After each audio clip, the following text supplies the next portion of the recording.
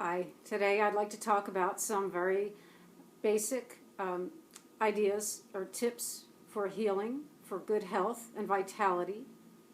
And the first three things I'm going to talk about are for invigorating your system and your body, and the last three will be for strengthening and calming.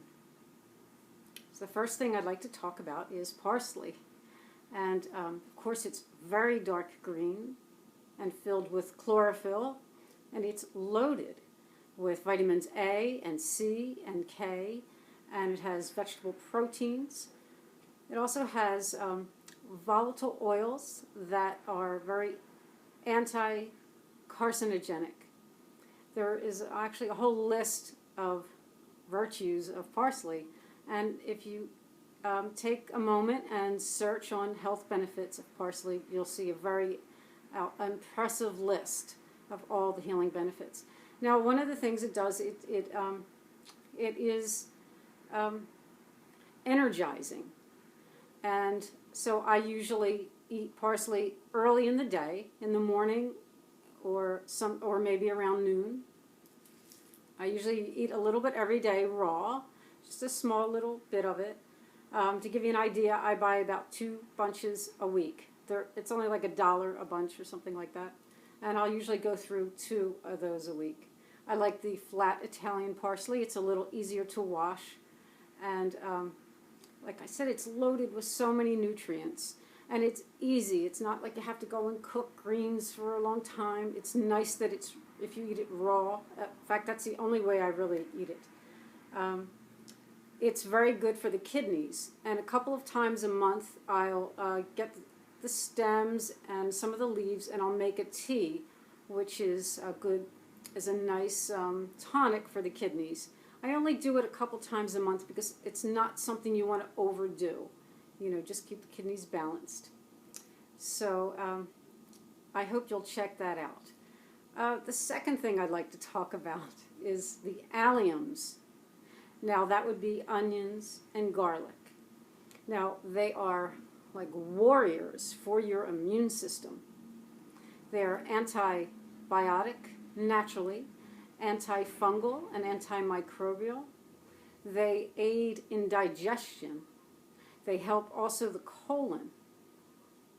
And they help the sinuses. And any issue that you might have that is fungal in nature, you'll be greatly helped by onions. So what I do is I get a Vidalia onion, which are a little sweeter. I get a large Vidalia onion, and then I get a couple of the yellow onions, which are stronger, and they get chopped up pretty small, a few cloves of garlic, and then I'll add maybe about 5 red radishes, which are also very antifungal.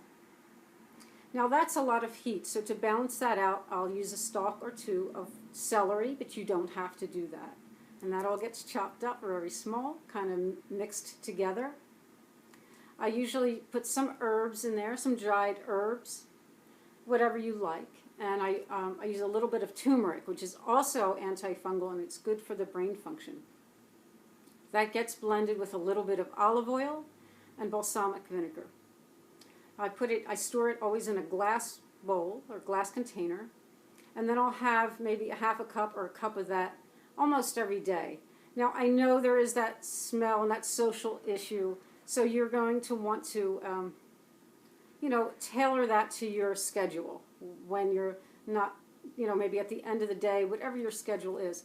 But I guarantee you will see, if you're consistent, you'll see wonderful results on your skin and your digestion and your general strength and immunity. So while you see other people starting to get sick, it's very likely you won't get it, or you'll get a very mild illness instead of a full-blown cold or something like that. There's a lot of vitality that it's giving you. And again, you can do a quick search on the health benefits of onions and garlic. All I can say is it's a very powerful, easy way to enhance your health and to assist in curing a lot of various ailments. Okay, the next thing I'd like to talk about also, which is invigorating, is hydrotherapy, and a very simple way to get a great benefit from your showers is, first of all, you don't want to start with the water too hot, but towards the end of your shower, start to gradually decrease the heat of the water and get it as cool as you can for as long as you can. If you can do a minute or two in pretty cool or cold water, the health benefits are excellent. You'll find also it's very good for the digestion, and it's good for the circulation, and it is a very powerful mood elevator. You'll feel a little, lighter and happy, and maybe even a little giggly. So the secret to all of these things is consistency. So if you can't do it every day, if you can commit to a few days a week of any of these things I'm talking about, you'll see improvement. For me, I do try to do these things just about every day. Okay, so let's shift gears a little bit and start to talk about calming energy, things that will calm and ground you. So I'd like to talk about sleeping, and a few things about that is, first, it's important to keep your room as dark as you can, and not let moonlight or unnatural light in, because the darker it is, the more the melatonin will flow, and that is responsible for healing and restoring your hormones at night, for keeping the pituitary and pineal glands healthy. So the darker you can have it, the better. Also, you want to try your best to keep your room as free from electronics as you can. So I just have a small apartment here, and I keep my laptop in the front room. And in my bedroom, I have an old-fashioned phone with a cord on it, and no TV, and it's very peaceful, nice and quiet back there. So another thing, but what I really wanted to recommend here is that for grounding and for better sleep, is that you get a piece of wool to put in your pillow. Now you can go to a fabric store and get a piece of, try to get 100% wool felt if you can. And you can, if you get a yard of that, you can pretty much cover your pillow. You can make a couple seams if you have a machine and want to sew it. If you can't, then just kind of cover your pillow, and then you put your pillowcase over it, so your face isn't actually touching the wool.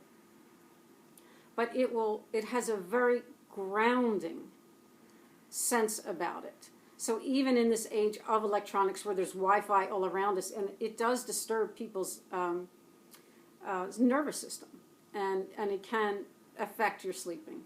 So that wool has a very grounding sense, and it will also help you sleep a little deeper, a little longer, and it should even help your dreams to be more clear.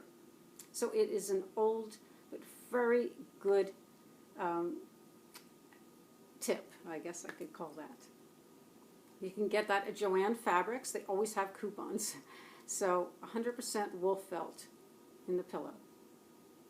Okay, then I'd like to talk about deep breathing. There are so many benefits to this. And also, if you're still having any sleep problems, this is also very important to do. Now, a lot of people, when you think of deep breathing, you think of breathing in the area of your belly, and that is not what I'm talking about. So if you've ever studied any Qigong or Tai Chi, then you'll know there's a deeper breath, and it would be putting the air about 7 inches below your belly button, gently pushing the air down to that area. To practice, you can just lay flat and put your hand there, right above your pubic bone, and see if you can feel the air go into that deeper, the lowest part of your abdomen, and you can feel if you start to feel that rise and fall. And that has many benefits. It is very calming. It's calming to the nervous system. There's a very large nerve in your body, and it calms that. It will also calm your mind. As I said, it will enhance your sleep. If you're really wired one night and you do 10 or 20 or 30 of those deep breaths, or 100, whatever you can discipline yourself to do, likely you will sleep well and through the night. The breathing is also very healing, and it is strengthening to your system. It strengthens that area, that solar plexus area, and it offers a lot of chi and energy into that area. It is very, very healing and very calming and centering. And the last thing I'd like to talk about is to work with your heart chakra, to work with your own healing energy. And now I understand we all have, disappointments or heartaches or, grief. But what I'm saying is to try to go past that in a meditation where you're actually feeling your own warmth and your own love. Now, if you're working in that area and you put your hands there, you will feel the energy emanating from that. You'll feel the chi and that tingling feeling in your hands. And understand that that energy you can be sent to anywhere in your body or anywhere for healing. That is your warmth and your love. So there are some things you can do to work with that. If you find that difficult, you can really go in there, and you could, if you want to picture yourself cleaning it up or infusing it with light, the light that's actually emanating from you. You can build a safe space or a safe room in there. It can be anything you want. It could be just a cozy room with a fireplace and your beloved pet, or it could be a garden or a forest, or it could change as often as you want, but it's your safe place to go and to work with that energy to heal yourself. Now, remember, the heart beats in 2 rhythms, and those two rhythms represent your choices in life. And as you work with this energy, you'll get to understand that to live a choice-centered life rather than a fate-centered life. To get to know yourself and your own choices, and not choices that are from the media or the alternative media, but what it is that your heart really wants. Now, in the older tarot decks, sometimes the Lover's card was actually called choice. And a representation of that is here, where there's a man choosing between a path of earthy sensuality or the path of, morality. And that is denoted here by these. There's a woman with the flowers in her hair, a sensual woman, and the woman with the laurel leaves in her hair. Now, he does choose the path of virtue, and that's why he continues on his journey. So, but it doesn't even have to be that dramatic. It's just about getting to know yourself and making your choices, and again, understanding that you have a choice-centered life, and you need bend your knee to no one. So as you work with that energy, then you become the sovereign ruler of your heart, which is also seen in the tarot as the Strength card.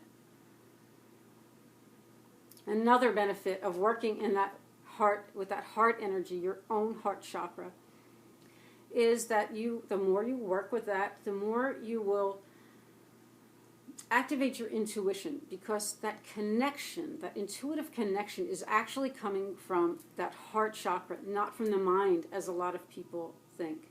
But it is that connection you're making with others, other beings, or other information. And trust that as you work with that energy, that in time, in time, that energy will raise up and it will combine with your throat chakra, and you'll find yourself able to speak your truth quite easily. You know, this is a process. Any kind of healing work we do is often a process. And I want you to trust that in time, after, you know, as it moves, it will also move up to the higher chakras. And, you know, you'll start to have that energetic balance with all of these chakras. Because I know some people want to immediately work in the third eye, but I'm saying ground yourself and work also in the heart chakra to feel that healing and that warmth. It is very powerful. So those are the points I wanted to make today. And I wish for you much healing on your journey. Thank you very much for watching. Bye.